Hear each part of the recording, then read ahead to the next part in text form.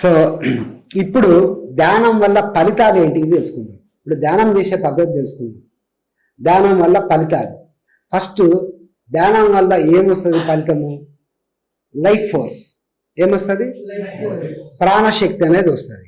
ఇది శక్తి అనేది మనకు ఫస్ట్ వచ్చేటువంటి ఇంపార్టెంట్ విషయం ఏంటంటే, నీ లోపల ఈ ప్రాణశక్తి నిన్ను శక్తివంతుడిగా చేస్తుంది. ఆల్రెడీ ప్రతి జీవి పుట్టుకతోని కొంత శక్తిని పెట్టుకొని వస్తుంది. మనిషి కూడా కొంత శక్తిని పెట్టుకొని వస్తాడు, అది వాస్తవమే. ఓకేనా? ఆ శక్తి అనేది మన లోపల అది ఉద్దీపన జరగాలి. అదేం కావాలో ఆ ఫ్లేమ్ అనేది అది రైజ్ కావాలి. రేజ్ కావాలంటే ఈ శక్తి అనేది దాన్ని రేజ్ చేయడానికి ఉపయోగిస్తుంది. అర్థమైంది? దాన్ని రేజ్ చేస్తుంది. సో ఈ ఈ విషమయ ప్రాణశక్తి అనేది మనిషి లోపల శక్తిని పెంపొందిస్తుంది. ఓకేనా? శక్తి పెంపొందితే మనకు లాభం ఏంటి? శక్తి పెంపొందితే లాభం ఏంటంటే, శక్తి వల్ల ఎరుక అనేది కలుగుతుంది. అవేర్నెస్. శక్తి వల్ల ఏం కలుగుతుంది? అవేర్నెస్ కలుగుతుంది. అవేర్నెస్ అంటే ఏంటిది? అవేర్నెస్ అంటే తెలుసుకోవడం కాదు, ఎరుక అంటే నీ బాహ్యంలో నీ అంతరంలో జరిగే అన్ని లౌకిక అలౌకిక సూక్ష్మ స్థూల విషయాలను గమనించగలిగేటువంటి శక్తినే ఎరుక అంటారు. సూక్ష్మాతి సూక్ష్మం, స్థూలం, బాహ్యం, అంతరం అన్నిట్లో జరిగేటువంటి విషయాలను గమనించగలిగే శక్తినే ఎరుక అంటారు. ఆ ఎరుక అనేది ఈ శక్తి ద్వారా వస్తుంది. ఎరుక అనేది లేకనే కదా మనం చాలా కోల్పోతున్నది. ఎరుక అనేది లేకనే కదా మనం కోల్పోతున్నది. సో ఈ ఎరుక కోసమే ఈ ఎరుక అనేది శక్తి ద్వారా వస్తుంది. కాబట్టి చిన్నప్పుడు కొన్ని ఆటలు ఆడేది. ఈ ఎరుకను పెంచుకోవడానికి చిన్నప్పుడు చాలా ఆటలు ఆడేది. ఆ ఆటలలో ఏంటంటే, ఒక దస్తీనో దేనో ఇట్లా గుండ్రగా చుట్టి మనుషులందరూ గుండ్రగా కూర్చుంటే అలా చుట్టూ తిరిగి ఆ దస్తీ ఉండని ఎవరో ఒకళ్ళ వెనకాల వేసేది. అయితే వాడు కనుక దాన్ని కనిపెట్టి వాడి వెనకాల ఉన్న దస్తీ ఉండను చూపెడితే వాడు దొంగ కాడు. ఒకవేళ వాడు దాన్ని గుర్తుపట్టలేక పోయిందనుకోండి, వాడు దొంగ. వాడు మళ్ళీ నెక్స్ట్ ఎవడో వెనకాల తిరిగి వేయాలి. ఈ ఆట ఆడిల్లా? ఎందుకు ఆడింది ఈ ఆట? ఈ ఆట ఆడడం లోపల ఉద్దేశం ఏంటి? ఏమెరక? ఏం స్పర్శలో కాదు తల్లి. అంత దస్తీ ఉండే ఏమైనా సౌండ్ వస్తుందిరా పోయి. కానీ ప్రతిదానికి ఇంత సౌండ్ అయితే చేస్తుంది. నువ్వు వినిపించేంత సౌండ్ అయితే రాదు, కానీ సూక్ష్మాతి సూక్ష్మమైన శబ్దం అయితే జరుగుతుంది. ఆ సూక్ష్మాతి సూక్ష్మ శబ్దాన్ని కూడా నువ్వు పట్టుకోగలిగేంత ఎరుక స్థాయిలో ఉండాలి. అది ఎరుక స్థాయి. దానికోసం మనం ఆ ఆట ఆడినాం. దానికోసం ఆడినాంరా. ఈ ముక్కు గిచ్చిపోడు ఎరికేనా? ముక్కు గిచ్చడం ఎందుకు ఆడినాం? అది కూడా ఎరుకను పెంచుకోవడానికే. ఒక్కొక్క మనిషి ఈ కళ్ళు మూసి ఎవరో వచ్చి ఇట్లా ముక్కు గిల్లిపోతారు. ఆ వచ్చేటోని వీడు గుర్తుపట్టగలగాలి. ఆ నడకను బట్టి, ఆ పాదాల శబ్దాన్ని బట్టి ఒక్కొక్క మనిషి నుంచి ఒక్కొక్క వాసన వస్తుంది. ఆ వాసనను బట్టి వచ్చేది లక్ష్మ రమ్య నాకు ఇదేదో కనిపెట్టాలి. దీనికోసం మనం ఆ ఆటలు ఆడినాం. ఒట్టిగా ఆడలేమన్నా చిన్నప్పుడు. మన భారత సాంప్రదాయం లోపల ఒట్టిగా ఏదీ లేదు. ఇప్పుడు కాకపోతే మనం పిల్లలకు పబ్జీలు ఇచ్చుకుంటూ పోతారు. పబ్జీలు వాటితో పాటు బజ్జీలు తినరి, పబ్జీలు తినరి, బోండాల లెక్క కాదు. ఇది మన పెంపక విధానం. చిన్నప్పుడు మా తల్లిదండ్రులు అట్లా పెంచాలి మమ్మల్ని, కానీ మేము ఇట్లా పెంచుతున్నాం మా పిల్లల్ని. ప్రతి ఆట వెనకాల ఎరుక, అవేర్నెస్ని పెంచేటువంటి టెక్నిక్లు ఉండేటి. చిన్నపిల్లలు గుండ్రగా తిరుగుతారు. ఈ గుండ్రగా తిరిగేది ఎక్కడి నుంచి వచ్చిందంటే, ఇది సూఫీల డాన్స్. టూఫీ కాదు, సూఫీల డాన్స్. ఈ డాన్స్ ద్వారా వాళ్ళు ఇలా తిరుగుతూ ఈ భౌతిక శరీరం అనేది తిరుగుతూ ఉంటుంది. లోపల యాస్ట్రల్ బాడీ అంతా ఒక ముద్దలాగా అవుతుంది. ముద్దలాగా అయినప్పుడు ఆస్ట్రల్ బాడీని రిలీజ్ చేసే ప్రక్రియ చేయటానికి గాను ఈ తిరగటం అనే టెక్నిక్ను సూఫీ మాస్టర్లు వాడతారు. దీన్ని సూఫీ డ్యాన్స్ అంటారు. ఇది పిల్లలు చుట్టూ ఇది గాలి వాన వాన వాళ్ళ పని ఆడేటోళ్ళు తిరిగేటోళ్ళు. ఏది ఒట్టిగా లేదమ్మా. అంతెందుకురా భయ్, స్టాప్ గో ఆట తెలుసు కదా, స్టాప్ గో. స్టాప్ అనగానే ఒకవేళ నడుస్తుంది అనుకో అమ్మాయి, ఒక కాలు పైన ఉంది, కాలు కింద ఉంది అనుకో, కాలు కింద పెట్టద్దు. స్టాప్ అనగానే ఆ కాలు అట్లాగా పెట్టించాలి. ఎందుకు? అది ఎరుక.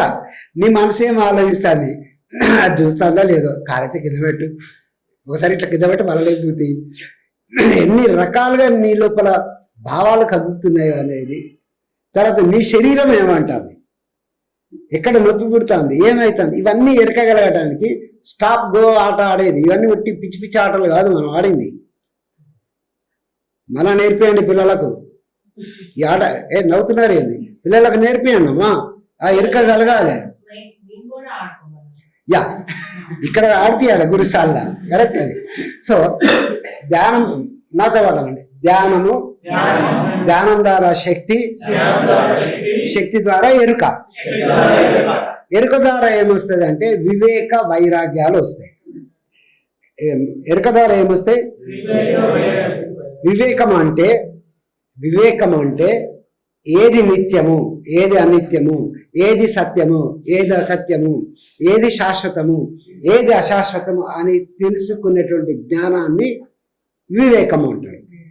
మరి వైరాగ్యం అంటే డ్రెస్సులు మార్చుకొని హిమాలయాలకో అటు పరిగెత్తులు కాదు.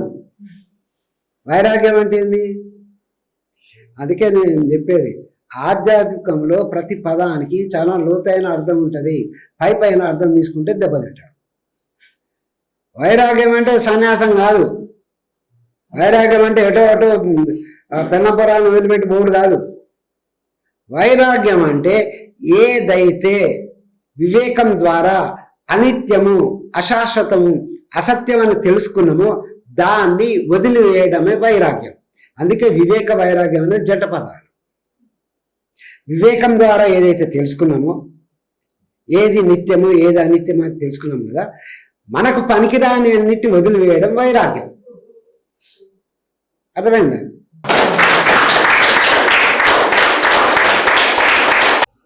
వివేక వైరాగ్యం అనేది మన ఫిజికల్ లైఫ్లో కూడా చాలా అవసరం. మన ఫిజికల్ లైఫ్లో వివేక వైరాగ్యాలను కామన్ సెన్స్ అంటాం. పత్రి గారిని అడిగితే, సార్ మీ విజయానికి కారణం ఏంటంటే ఆయన ఎప్పుడు చెప్పే మాట ఒకటే, నా కామన్ సెన్స్ అనేది. నా కామన్ సెన్స్, ఇంగిత జ్ఞానం. ఇంగిత జ్ఞానం ఉండాలి. కామన్ సెన్స్ ఉంటేనే ఈ లోకంలో బ్రతకగలుగుతాం. సో కామన్ సెన్స్ అనేది విపరీతంగా పెరుగుతుంది ఈ వివేక వైరాగ్యాల వల్ల. ఓకేనా ఫ్రెండ్స్? ఫస్ట్ మరోసారి ధ్యానము, ధ్యానం ద్వారా శక్తి, శక్తి ద్వారా ఎరుక, ఎరుక ద్వారా వివేక వైరాగ్యం. వివేక వైరాగ్యం ద్వారా ఏం జరుగుతుందంటే సహనం. సహనము, దాన్ని ఇంకొక పేరు తితిక్ష. తితిక్ష. సహనం లోపల నాకు శాతన కాక నేను సహనంగా ఉన్నవి లేకపోతే అని ఈడ్చిపెట్టి కొట్టేటోది. నేను అని ఏం చేయలేక నేను కామ్గా ఉన్నా. అది సహనం అంటే అర్థం. తితిక్ష అంటే ఏం తెలుసా? వాడిని కొట్టగలిగి కూడా నేను కొట్టకుండా నేను సహనంగా ఉంటా చూడు, అది తితిక్ష. చేయగలిగి ఉండి కూడా చేయకుండా సహనంగా ఉండటం తితిక్ష. మళ్ళా నేను ఎవరి మీద కాంప్లైంట్ లేకుండా సహనంగా ఉండాలి అని చెప్తాం, కానీ లోపల మళ్ళీ వాడు తిట్టుకుంటా ఉంటాడు. తితిక్ష లోపల అట్లా ఉండదు. తితిక్ష అంటే చేయగలిగి ఉండి కూడా రియాక్ట్ కాకుండా వాడు దాన్ని సహించడం ఒకటి. రెండవది, ఎట్లాంటి ఎవరి మీద కూడా కాంప్లైంట్ భావన లేకుండా ఉండటం, అది తితిక్ష. కృష్ణ భగవానుడు 2 శ్లోకాలలో చెప్తాడు, తితిక్ష అనేది అవసరం అర్జున. తితిక్ష అనేది అవసరం. ఎందుకంటే మాత్రా స్పర్శాస్తు కౌంతయ్య శీతోష్ణ సుఖ దుఃఖద అని ఒక శ్లోకంలో ఏం చెప్తానంటే, నీకు దేహం ఉన్నది అంటే ఖచ్చితంగా నీకు శీతోష్ణాల ప్రభావం అనేది నీ దేహం మీద ఉంటుంది. దేహం ఉన్నది అంటే ఏముంటుంది? శీతోష్ణాలు అంటే చలి వేడి అనేది దాని ప్రభావం ఉంటుంది, ఎందుకంటే దేహం కాబట్టి. అట్లాగే మనస్సు అనేది ఉన్నది కాబట్టి సుఖ దుఃఖాల ప్రభావం కూడా ఉంటుంది. సో ఈ ప్రభావాల యందు నువ్వు తితిక్ష అంటే దేని మీద కాంప్లైంట్ లేకుండా, దేని మీద నువ్వు తిట్టకుండా, నువ్వు ఎట్లాంటి ఆరోపణలు చేయకుండా దాన్ని కనుక నువ్వు అనుభవించినట్టయితే దాన్ని అనుభవించాలని చెప్తాడు. దాన్ని నువ్వు అనుభవించుంటాడు. మరి ఇట్లా అనుభవిస్తా, ఇన్ని బాధలు పడుకుంటే అనుభవిస్తే ఏం లాభం అని అడుగుతాడు అర్జునుడు. ఆడ మనసు ఉంటాడే, అవు సార్ నేను చేస్తే నాకు ఏం లాభం? ఇదే కదా మన ప్రశ్న అంతా. ఇది చేస్తే కరెక్టే, నాకేం లాభం? ముందు ఈ లాభం అనే ప్రశ్న బంద్ చేయరు. ఫస్ట్ నీకు నువ్వు ఉండడే పెద్ద లాభం రవయ్యి అని అంటే అప్పుడు కృష్ణుడు చెప్తాడు, దాన్ని నెక్స్ట్ శ్లోకంలో చెప్తాడు, ఇట్లా ఎవడైతే తితిక్ష లోపల ఉంటాడో వాడు మోక్షాన్ని పొందడానికి అర్హత పొందుతాడని చెప్తాడు. సో అమృతత్వాయ మశ్నుతే అని దాని తర్వాత శ్లోకం. ఇది 14వ శ్లోకంలోనేమో ఇవి ఏది మాత్రాస్పర్శాస్తు శీతోష్ణ సుఖ దుఃఖద. 15వ శ్లోకంలో అట్లా నువ్వు తితిక్షతో ఉంటే ఫలితం ఏంటిదనేది చెప్తాడు. ఓకేనా ఫ్రెండ్స్? సో తితిక్ష అంటే వితౌట్ ఎనీ కాంప్లైనింగ్, విపరీతంగా చింతించడం, విలపించడం, దుఃఖించడం అనేది లేకుండా, కుమిలి బాధపడకుండా, ఎవరి పట్ల ప్రతీకార ధోరణి లేకుండా, ఎవరిని నిందించకుండా, మనసులో నిందించే లేదా కాంప్లైనింగ్ భావన లేకుండా, అసహాయ స్థితిలో భరించడం కాదు, చేతనయ్యి కూడా ఏమి చేయగలిగే స్థితి ఉండి కూడా భరించడం ఏదైతే ఉందో దాని పేరే తితిక్ష. సాధన కానోడు వాడు సాధన వాడు పెద్ద గొప్పేం కాదు, ఎందుకంటే ఆయనకి ఎట్లాగే సాధన కాదు కదా. చేయగలిగినోడు సహనంగా ఉండడం అనేది గొప్ప. సో ఇది తితిక్ష. ధ్యానం ద్వారా ఏమొస్తుంది? గట్టిగా నోరయ్యా. శక్తి ద్వారా, ఎరుక ద్వారా, వివేక వైరాగ్యం ద్వారా తితిక్ష లేదా సహనం. సహనం అంటే మామూలు సహనం అనకురి. ఓకే. ఎప్పుడైతే నువ్వు సహనంగా, ఎందుకంటే తితిక్ష అనే పదం కొత్తది కాబట్టి మనకు అది డైజెస్ట్ అయ్యేంత వరకు సహనం అనే పదం వాడదాం.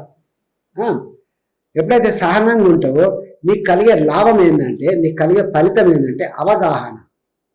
అవగాహన అంటే ఏంటిది? ఈ అవగాహన అనేది చాలా ఇంపార్టెంట్. అవగాహన అనేది చాలా చాలా ఇంపార్టెంట్. అవగాహన అనేది ఎన్లైటన్మెంట్కు మొట్టమొదటి స్టెప్. అవగాహన అనేది ఎన్లైటన్మెంట్కు మొట్టమొదటి స్టెప్. ఎవరికైతే అవగాహన కలుగుతుందో వారి జీవితం అనేది ఇంకొక తీరుగా ఉంటుంది. వారి జీవితం అనేది చాలా మార్పు ఉంటుంది. ఆ జీవితం అనేది ఇంకొక కొత్త డైమెన్షన్లో ఉంటుంది. ఈ అవగాహనలు చాలా ఉన్నాయి, కానీ మనకి ఇక్కడ సమయం లేదు కాబట్టి ఈ అవగాహన అన్ని బంద్ చేసుకొని ఒక్కటి అవగాహన ఒక్కటే చెప్పుకుందాం. భయం అంటే ఏంది?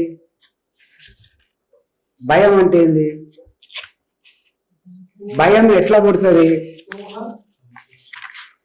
అయ్యా? భయం అనేది వాస్తవంలో లేదు.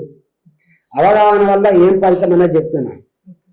భయం అనేది వాస్తవంలో లేదు. భయం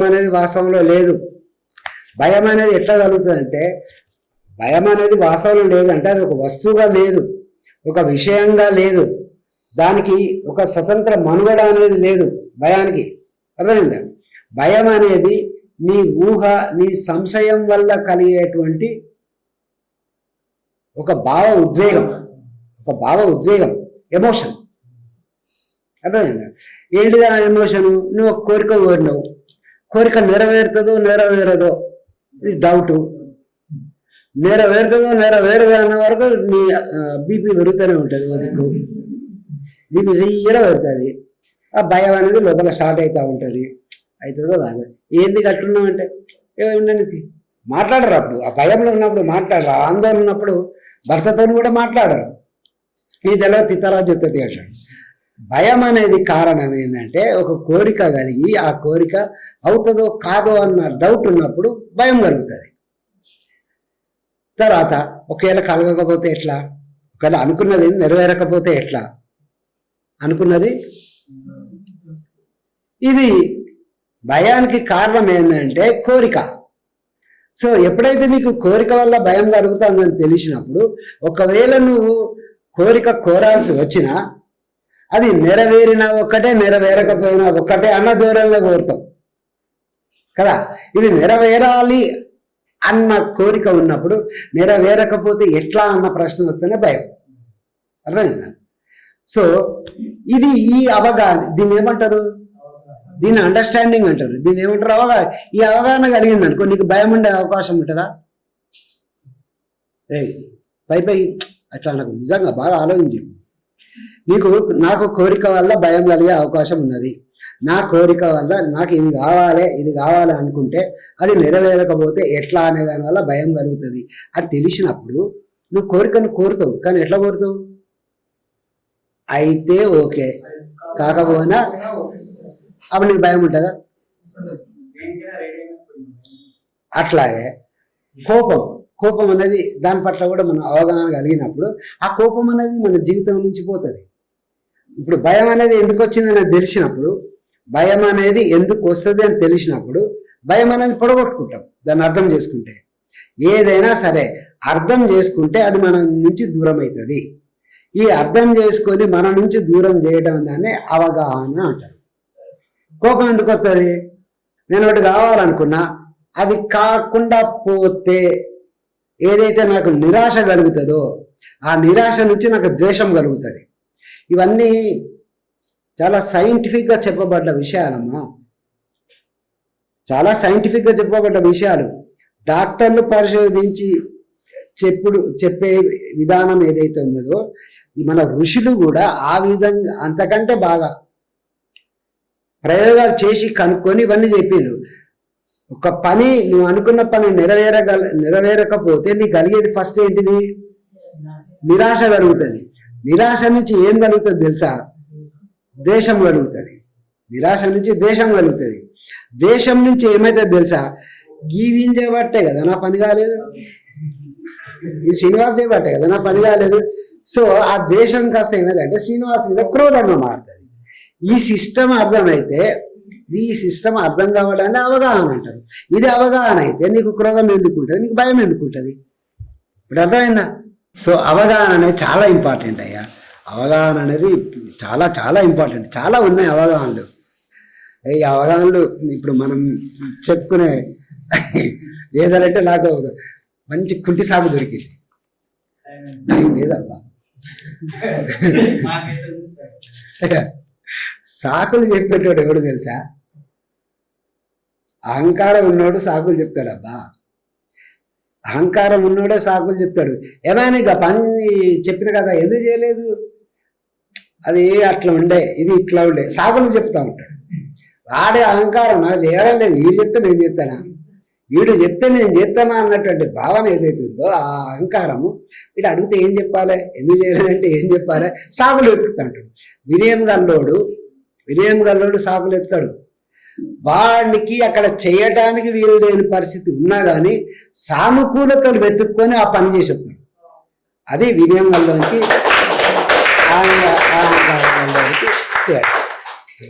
అది వినయం. సో ధ్యానం ద్వారా శక్తి, శక్తి ద్వారా ఎరుక ద్వారా వివేకం ద్వారా సహనం, సహనం ద్వారా అవగాహన. సహనం అన్న తితిక్షణ ఒకటే, మళ్ళీ రెండు కలపకూడదు. రెండు కలిపితే నాకు ఇంకో పేజీ ఇక్కడ లేదు పెట్టడానికి.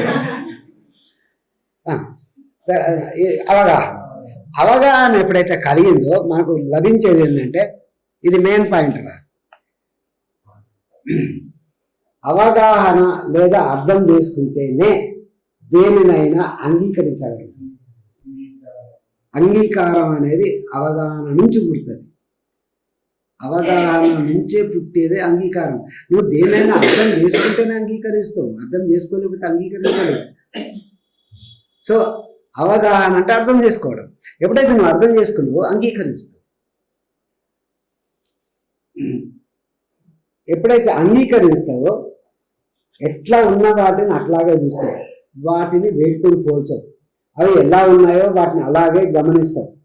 గమనించడం అంటే నో ఇంటర్ఫియరెన్స్, జోక్యం చేసుకోకుండా ఉండడమే గమనించడం అంటే. అంతేగాని దాన్ని తెలిపి దీన్ని తెలిపి గమనిస్తున్నామని అనడం కాదు.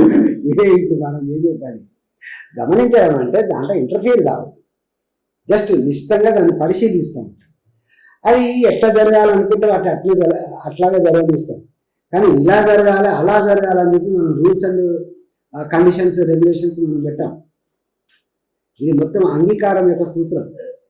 నేను అంగీకరిస్తున్నాడు, కాకపోతే కండిషన్ ఏంటంటే ఇట్లా. కానీ మన మన అంగీకారం ఎట్లుంటుంది తెలుసా? బిడ్డ నువ్వు సినిమా పోతున్నంటాను కదా పో, కానీ ఈ పని చేసిపో. ఇది అంగీకారం కాదు. ఇక్కడ ఎవ్వరి మీద కూడా అంగీకారం లోపల ఏమాత్రం కూడా దోషారోపణ నిందారోపణ చేయకుండా ఉండాలి. నిందారోపణ అనేది అంగీకారం కాదు. భగవాన్ నువ్వు అన్ని చేసేటి బాగానే ఉన్నాయి కానీ ఇట్లా తుఫాను పుట్టించు బాగాలేదు కాబట్టి తుఫాను తీసేయని ఆ షిప్లో ఉన్న ఫకీర్తో పాటు నన్ను ప్రార్థన చేసి చూడు. అది అంగీకారం ఎట్లయితుంది? కంప్లైంట్ చేస్తున్నారు.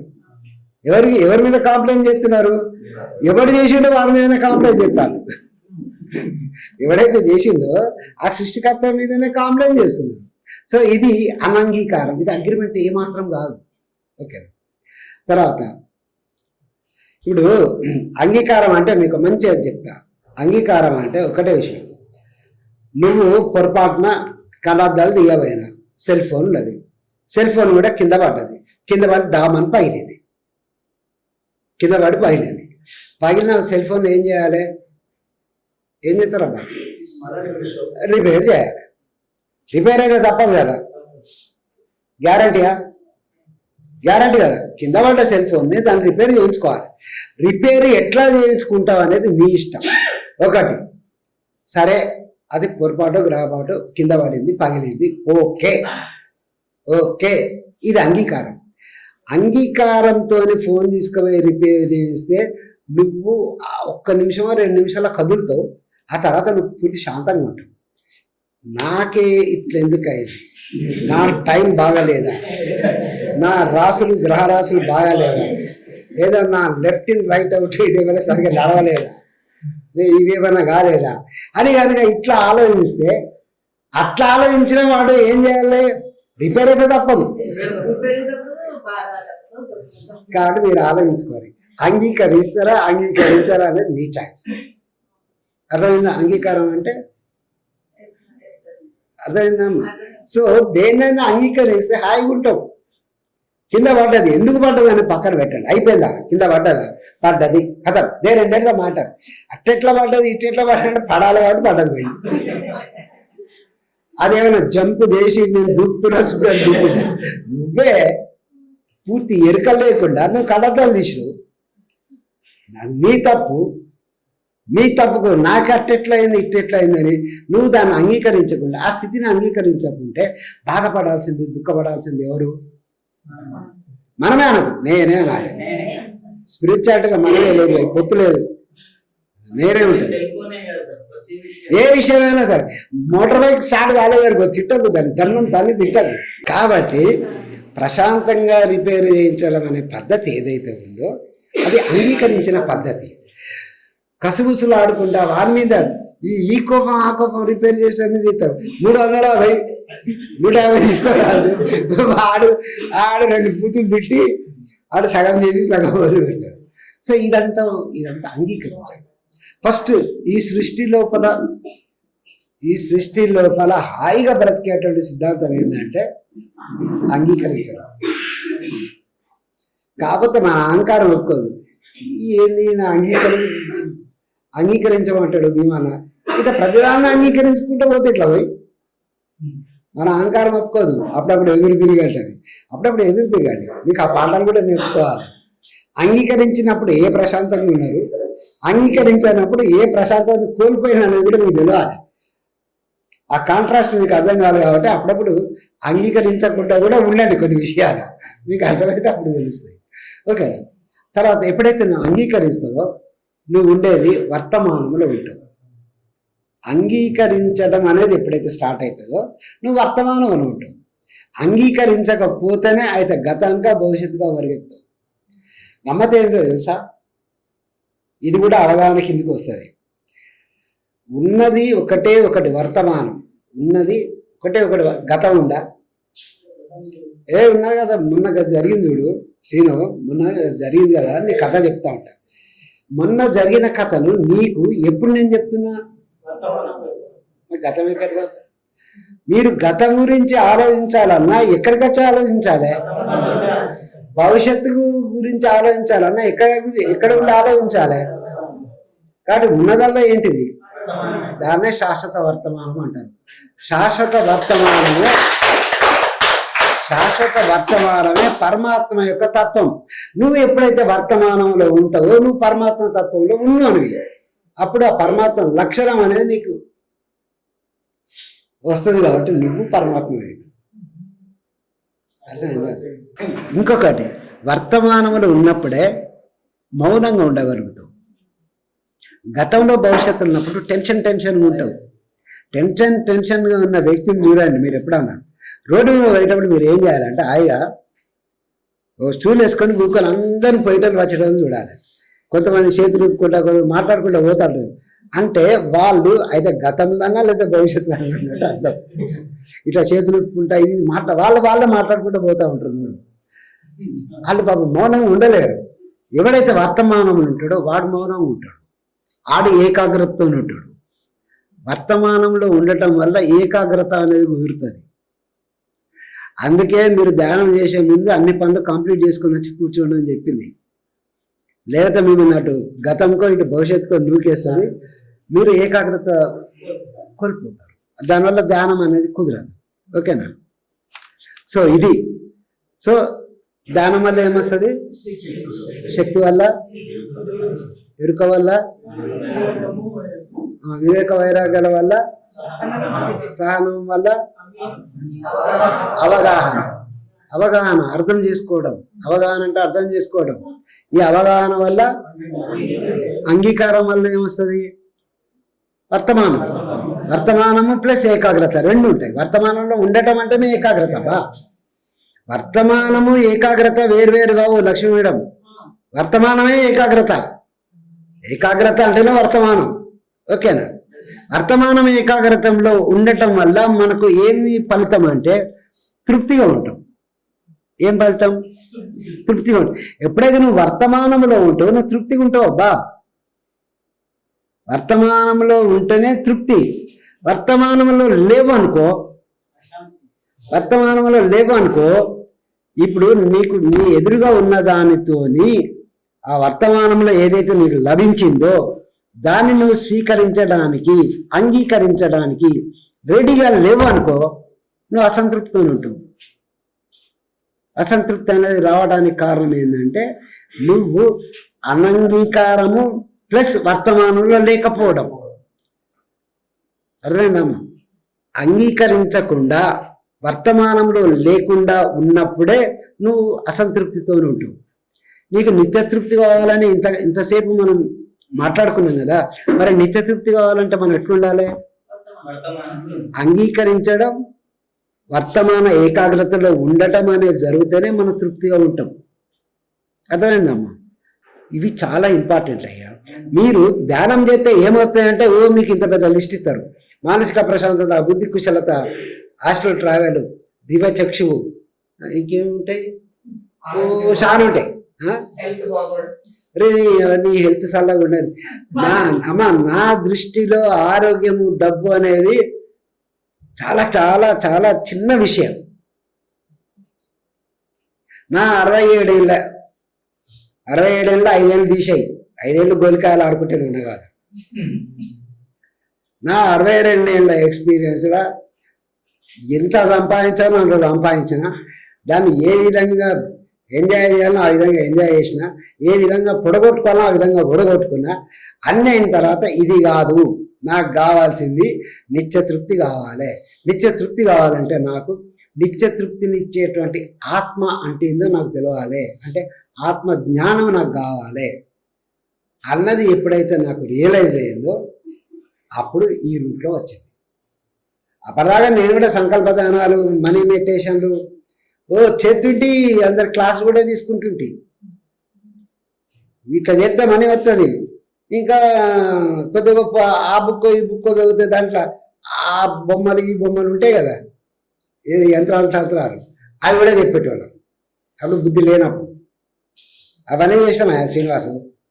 కానీ అవన్నీ తప్పని తెలుసుకున్నాం కాబట్టి ఇది కాదు పద్ధతి. నీకు కావాల్సింది నువ్వు అసలైన రూపం ఇది, నీ అసలు రూపం ఇదయ్యా. నువ్వు ఆడ అలాగా ఉన్నప్పుడు నీకు ఇష్టం లేదు సముద్రంతో లొల్లి పెట్టుకొని కిందికి వచ్చినావు, పరమాత్మతో లొల్లి పెట్టుకొని కిందికి వచ్చినావు నువ్వు. అర్థమైందా? సో అసలు నీ తత్వం ఏందనేది నీకు అర్థం కావాలి. అది చెప్పడం అనేది అదే ధ్యేయంగా పెట్టుకొని అదే క్లాస్ పెట్టుకున్నాం కాబట్టి ఎన్ని ఇబ్బందులు ఉంటాయి. ఓకేనా? సో అహింసా మూర్తి అంటే ఏందనేది కొన్ని విషయాలు చాలా అవసరం.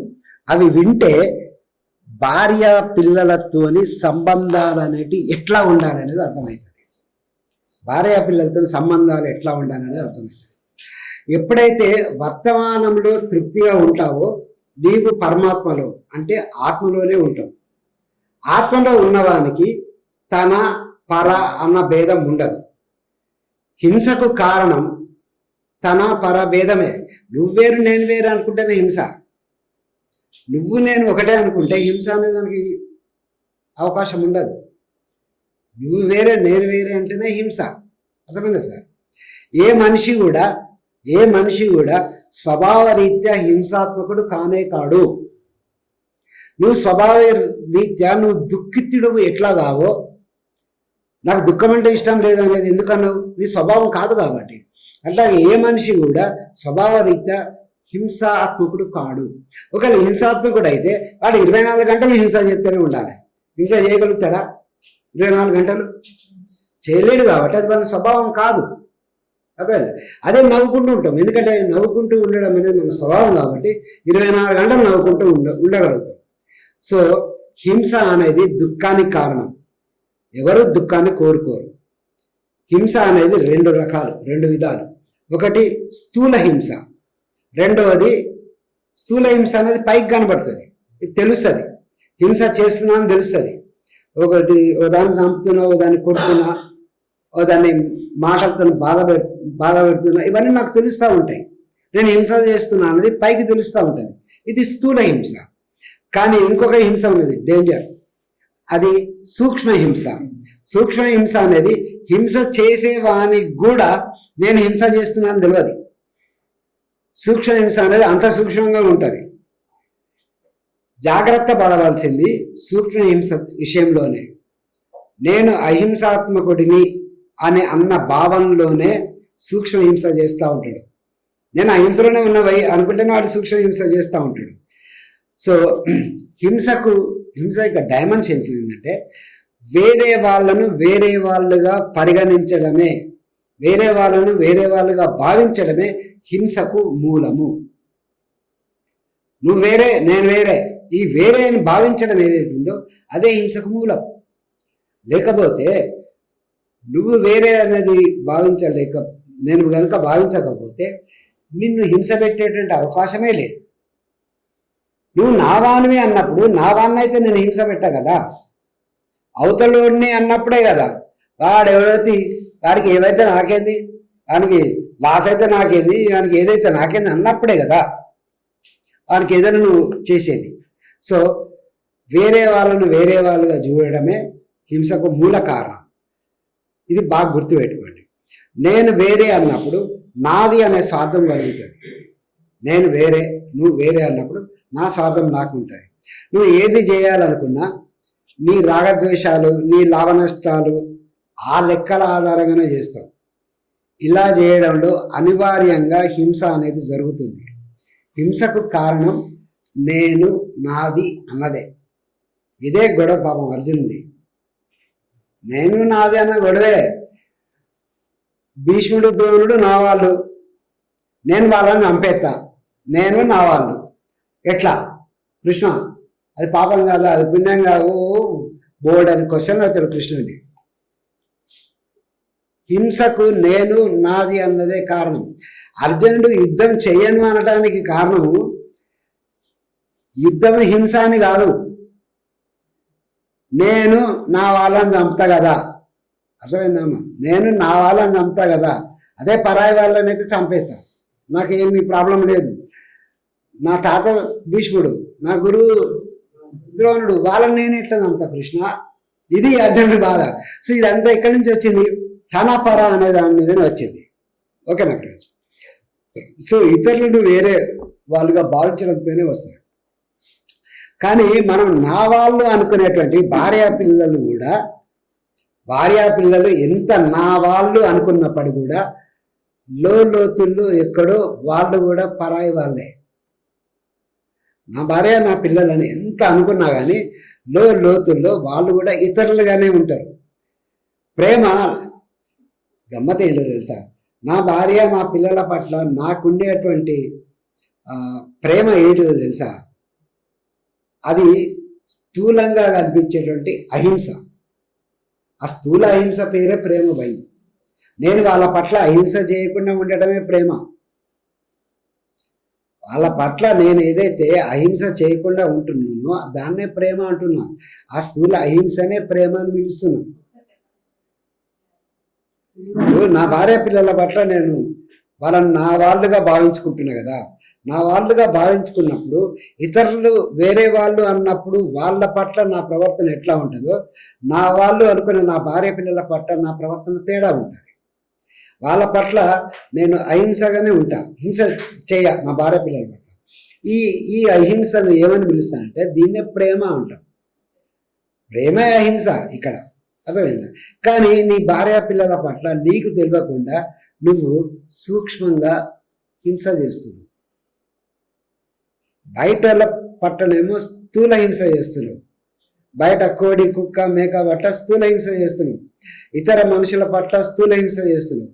కానీ నీ వాళ్ళు అనుకునే వాళ్ళ పట్ల చేసే హింస ఏదైతే ఉందో అది సూక్ష్మ హింస, అది చాలా సూక్ష్మ హింస. కొడుకును కొడుతూ ఉంటాడు, ఎందుకు కొడుతున్నానంటే వాని అభివృద్ధి కోసమే సార్. కొట్టడం అనేది హింస, ఎందుకు కొడుతున్నావు అంటే వాని అభివృద్ధి కోసమే. వాని అభివృద్ధి అనేది ఏంటంటే వాని అభివృద్ధి చేద్దాం అనుకుంటున్నా. ఇది సూక్ష్మ హింసకు కవరేజ్. నా భార్య మీద అరిచిన అది ప్రేమపూర్వకంగానే సార్ అరిచేది. ఈ సూక్ష్మ హింస అంతా అండర్ కవరేజ్లో ఉంటుంది. స్థూల హింస ఏమో నువ్వు నాకు పడదు, నువ్వు నేను కొట్టుకుందాం, లేదా కోడిని చంపేస్తా, లేదా గొర్రెను కోసేస్తా, ఇది స్థూల హింస, డైరెక్ట్ అటాక్. సూక్ష్మ హింసలు అట్లుండదు, కవరేజ్లో ఉండి వాడు హింస పెడతా ఉంటాడు, యాజమాన్యం చలాయిస్తూ ఉంటాడు, అరుస్తూ ఉంటాడు. నేను చెప్పింది వినకపోతే ఆడు అలుగుడు గులుగుడు ఇవి ఏవైతే ఉన్నాయో అవన్నీ సూక్ష్మ హింస. అలగటం సూక్ష్మ హింస. పరపీడన అంటే పరుల్ని పీడించడం అనేది సాడిజం. నువ్వు నా మాట వినకపోతే నన్ను నేను పీడించుకుంటా అన్నది మెసచిస్ట్ అంటారు, అంటే మెసోచిస్టిజం. సాడిజం అంటే నిన్ను కొడతా, నిన్ను చేసేస్తా, నేను ఇది చేస్తావా చేయకపోతే నేను చంపేస్తా, ఇది సాడిజం. ఇది నువ్వు చేస్తావా చేయవనుకో నన్ను నేను కోసుకుంటా, నన్ను నేను బాధ పెట్టుకుంటా, ఇది మెసోచిస్టిజం. అదేమో పరహింస, ఇదేమో ఆత్మహింస. పరహింస పాపమైనప్పుడు ఆత్మహింస పాపం ఎందుకు కాదు? చాలా గమ్మత్తు ఉంటుంది సూక్ష్మ హింస. 10 మందిలో ఒకరిని పక్క తీసుకుపోయి 10 మంది ఆడ ఉన్నారు, ఉన్నది అంటే ఒకరిని తీసుకుపోయి ఇట్లా చేతులు బ్రాస్లైట్ ఇట్లా ఊపుకుంటాయి, మాట్లాడుతూ ఉంటాం. ఎందుకు మాట్లాడుతూ ఉంటాము? 10 మందిలో ఉన్న ఒక్కరిని గుంజుకపోయి పక్క తీసుకుపోయి ఎందుకు మాట్లాడుతున్నావు? కాలర్ ఎగరేస్తూ ఉంటాడు, షర్ట్ ఇట్లా అంటాడు, బ్రాస్లైట్ ఇట్లా ఎందుకంటాడు? ఇట్లా ఇప్పుడు చూసి ఇట్లాంటి స్టైల్ వాళ్ళని అంటే మిగతా 9 మంది దృష్టి నా మీద పడాలని, అది పెద్ద హింస. దీన్ని మహావీరుడు చాలా చక్కగా చెప్తాడు హింస గురించి. మహావీరుడు చాలా అద్భుతంగా చెప్తాడు. తొందర కూడా హింసే, తొందరపాటమే పెద్ద హింస అంటాడు మహావీరుడు. నువ్వు తొందరపడకుండా ఉన్నప్పుడు నువ్వు వెంటనే యాక్షన్ తీసుకో. ఇలా నువ్వు ఏది జరిగినా ఏది చేసినా నువ్వు తొందరపడడం ద్వారా జరిగేదే. తొందరపడడం ద్వారా జరిగితేనే హాని అనేది జరుగుతుంది, హింస అనేది జరుగుతుంది. ఇక్కడ గమ్మత్తు ఏంటంటే స్థూల హింస అనేదాన్ని, ఒక కోడిని కోయటము, ఒక గొర్రెని కోయడం అనేది స్థూల హింసను ఆపితే కొంచెం ప్రయోజనం ఉంటుంది, ఉండదని కాదు. మాంసాహారం మానేసి శాకాహారం తింటున్నాడు అనుకో, కొంతమేరకు జంతు హింస తగ్గుద్ది. కానీ ఇక్కడ మనం ఏం చెప్తున్నాం అంటే ఏదైతే తగ్గిందో దాన్ని మనం వీడు పెద్ద ధార్మికుడు అని చెప్తున్నాం.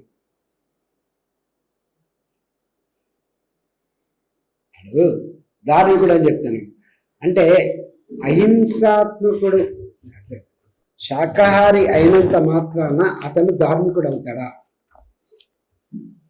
అనేది ప్రశ్న. శాకాహారి అయినంత మాత్రాన ధార్మికుడు అవుతాడా? వానికి ఏదో డాక్టర్ చెప్పిండు పోయి నువ్వు తింటే సత్తవరా పోయి అన్నాడు. అది తిండి బంద్ చేసిండు, మాంసాహారం బంద్ చేసిండు, అది ధార్మికుడు అయినట్ట. కానీ ఇప్పుడు ప్రచారం ఎట్లా జరుగుతుందంటే నువ్వు శాకాహారం అయితే నువ్వు బుద్ధుడు అయినట్టే, నువ్వు మహావీరుడు అయినట్టే అని చెప్తున్నారు. బుద్ధుడు మహావీరుడు శాకాహారులు ఎందుకు అయిందంటే వాళ్ళ ఆత్మజ్ఞానాన్ని తెలుసుకొని అది వేరు నేను వేరు కాదు, అది వేరు నేను వేరు కాదు అని తెలుసుకున్నారు కాబట్టి వాళ్ళు వాటిని తినలేరు. మేక వేరు కోడి వేరు నేను వేరు అనేది కాదు అని తెలుసుకున్నవాడు మేకని కోడిని ఎట్లా తింటాడు? అర్థమైందా? తినలేడు. సో మై ఫ్రెండ్స్, ఇవి ఇంకా చాలా ఉన్నాయి. ఏదో ట్రై చేసినాం, కాసేపు సరదాగా మీతో గడుపుదామని వచ్చిన, సరదాగా మీతో గడిపిన. ఓకేనా? మీకు సరదాగా కొన్ని విషయాలు అర్థమైతే చాలా సంతోషం. ఓకేనా? మళ్ళీ ఎప్పుడన్నా మనం కలుసుకునే ప్రయత్నం మనం చేద్దాం. ఓకేనా ఫ్రెండ్స్? ఉండాలంటే ఇబ్బంది కదా, ఏం చేయాలి అంటే ఏదో కొబ్బరితో ఏదో వెలిగించుకోవాలి కదా. సరే అని చెప్పి మొత్తానికి చీకట్ల తలుపులాడి సింకులాడి అన్నీ చేసి కొబ్బరి దొరకబట్టి టేబుల్ పెట్టుకున్నా. ఇది ఇక్కడ గట్టిగా గుర్తుపెట్టుకోవాలి, ఎందుకంటే రాత్రి పూట కదా, కనపడదు కదా. కనపడకపోతే మనం లేదు అనేటువంటి మనం ఆత్మ కనపడతలేదు కాబట్టి ఆత్మ లేదంటున్నాం కదా. అదే కదా మనం ఆడబెట్టుకొని అగ్గిపెట్టె కోసం వెతకాలి. అగ్గిపెట్టె కోసం ఎక్కడ? కిచెన్లో పోవాలి. కిచెన్లో మా మేడం ఎక్కడ అగ్గిపెట్టె పెట్టి ఉంటుంది అనేది ఆలోచించి, అంతా చీకట్లోనే, అంతా ఊహలే. కానీ చీకట్లో కూడా ఆ ఊహల్లో కూడా నిన్ను నడిపించేది నీ లోపల వెలుగుతున్న చైతన్యమే. గమ్మతుంటుంది అది. కరెక్ట్ అక్కడికి పోతే అగ్గిపెట్ట పడుతుంది. అగ్గిపెట్ట తీసి ఇట్లా ఊపిన సౌండ్ అసలు రాలే. అది ఇంద్రపోయి అగ్గిపెట్టినప్పుడు గర్గలని సప్పుడు రావాలి కదా. సప్పుడు రాలని చెప్పి మెల్లగా ఇట్లా చీకటి ఇట్లా తీసి చూస్తే ఒకటే పుల్ల తగిలిందా, మళ్ళీ రటక్కలు ఒకటే పుల్ల.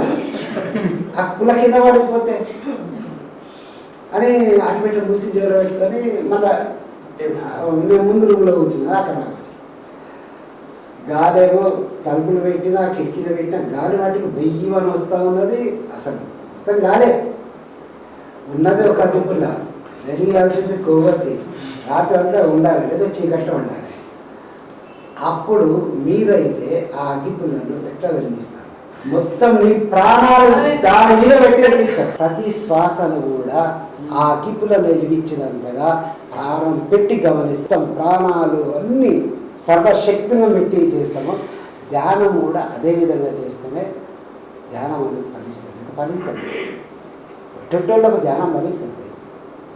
ఎందుకంటే అది నా అనుభవం. నిజంగా ఈ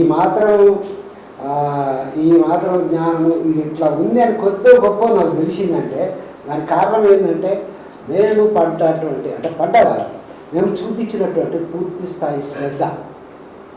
ధ్యానం మీద ఏ స్థాయి శ్రద్ధ చూపి మేము ఎప్పుడు ఏది కోరుకోలేదు, మేము ఏది ఆశించి ధ్యానంలోకి రాలేదు. అది గొప్పేం కాదు, పెద్ద గొప్పేం కాదు.